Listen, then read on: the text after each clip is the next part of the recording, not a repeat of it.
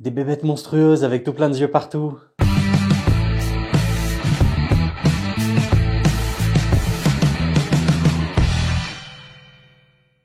Lovecraft Country est une série de Misha Green et Jordan Peele et adapte le livre du même nom écrit par Mark Ruff. C'est une histoire qui s'inspire, comme son nom l'indique, de l'univers de l'auteur Lovecraft. Donc ça inclut tout ce qui concerne le mythe de Cthulhu, avec ses créatures et son ambiance, mais également des choses qui sont liées dont on pense un petit peu moins, comme des histoires de multiverse, etc. Plusieurs choses qui s'approchent beaucoup plus de la science-fiction. Donc c'est une adaptation qui est proposée aux États-Unis par HBO et qui va, comme beaucoup de productions d'HBO, être diffusée via OCS en France. Et elle est composée de 10 épisodes d'environ 1 heure chacun. Pareil comme d'autres séries d'HBO, dont on voudrait oublier la fin. Et nous sommes plongés dans les années 50 aux États-Unis, où nous allons commencer par suivre un petit road trip. La série va s'articuler principalement autour de 2 personnages, Atticus Freeman, Tic pour les intimes, et Laetitia, Letty pour les intimes, entourés par plusieurs membres de leur famille. Et alors qu'ils partent avec l'oncle George à la recherche du père d'Atticus, ils vont tomber sur des choses auxquelles ils ne s'attendaient pas vraiment. Déjà en commençant par le fait que tous les protagonistes sont des personnages noirs, ils vont faire face au racisme très présent à l'époque. Mais également d'importantes révélations sur leur famille, des personnages étranges et des bestioles étranges. Et avant de m'attarder sur les points positifs de la série en elle-même, il faut dire que Lovecraft est quelqu'un de très raciste, voire même au niveau admirateur d'Hitler, si vous voyez. Et la série a la force de prendre tout ça à contre-pied avec son univers. Et en premier lieu, je voudrais parler de la mise en scène. J'ai trouvé que la série avait de bonnes idées de mise en scène. Et ça sur plusieurs éléments très différents d'un épisode à l'autre. Déjà avec les créatures qui apparaissent uniquement à certains moments dans la série, pour notre plus grand plaisir. Et contrairement à ce que j'ai pu penser au début, la série ne va pas du tout se baser là-dessus, mais explorer plein de choses en parallèle tout aussi intéressantes. Notamment pour moi la magie qui est plutôt bien foutue la plupart du temps. Je pense surtout à une malédiction qui apparaît à un moment dans la série, et je crois que c'est le truc qui m'a fait le plus flipper de toute la série d'ailleurs, en transformant et matérialisant quelque chose de familier du personnage concerné. Il y a aussi plusieurs choses aussi attrayées à la magie, ou même plutôt par rapport à la science, que j'ai trouvé pas mal. Notamment certaines idées qui à mon avis étaient vraiment difficiles à mettre en scène correctement, et là je trouve qu'ils s'en sont vraiment plutôt bien sortis. Bon après je vais pas donner plus de détails pour ceux qui ne l'ont pas vu pour ne pas spoiler, pour ceux qui l'ont vu un indice français. Après c'est une série horrifique qui n'est pas nécessairement effrayante, mais qui va vraiment se faire plaisir. J'y ai même trouvé un petit côté série B avec le fait de foutre du sang partout. Et puis voilà, c'est pas nécessairement capital, mais cette générosité sanglante, ça m'a bien plu. Et tout ça nous donne un univers haut en couleurs, très varié, qu'on a vraiment envie de découvrir.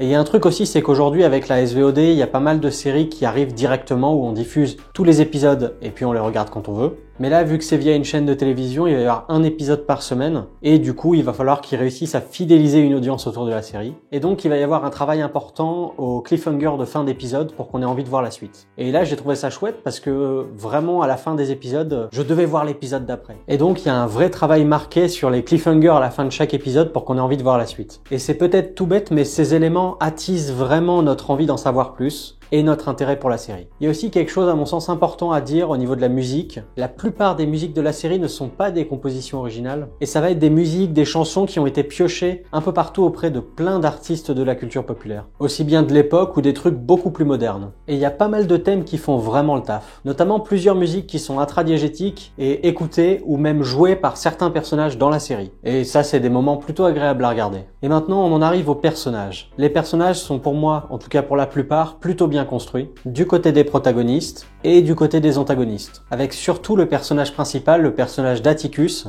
qui a un background vraiment intéressant à explorer, vu qu'il s'agit d'un ancien soldat américain qui a fait la guerre de Corée. Et tout ça va forcément amener certains mystères et avoir un impact sur sa manière d'agir. Après, pendant la première moitié de la série du moins, je trouve les antagonistes aussi très intéressants parce qu'ils cachent plein de mystères et on a vraiment envie de comprendre ce qui se passe. Et donc tout ça amène à ce que la série réussisse dans le fond et la forme à jouer sur 2 tableaux de manière assez ingénieuse. Avec d'un côté les mystères de l'univers de Lovecraft, et d'un autre côté la lutte contre le racisme très présent à cette époque. Mais tout ça amène quand même à mon sens à certains petits problèmes.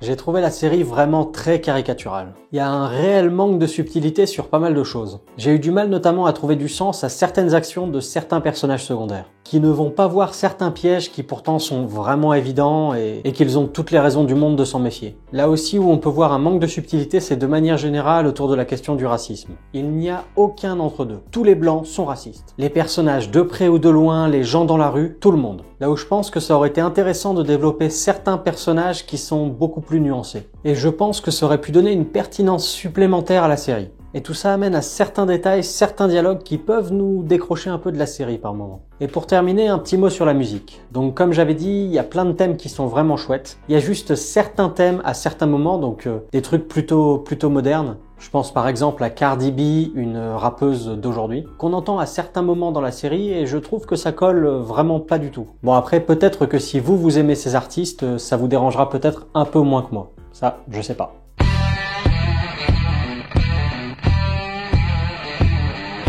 Et voilà, HBO nous ramène une fois de plus une sacrée série avec des grosses ambitions. Une série qui m'a plutôt captivé par sa construction générale. Et même comme j'ai pu le dire, s'il y a certains moments qui m'ont fait tiquer, de manière générale, j'ai vraiment apprécié. Et j'attends impatiemment la suite, avec le petit cliffhanger de fin de saison qui va bien. Alors je dirais que si vous aimez l'univers de Lovecraft et que vous n'êtes pas hémophobe, vous avez moyen de bien vous éclater avec cette série. Dans le cas contraire, et si vous êtes curieux, vous saurez très vite avec le pilote si c'est fait pour vous ou non. En tout cas, moi, c'est un univers qui me parle.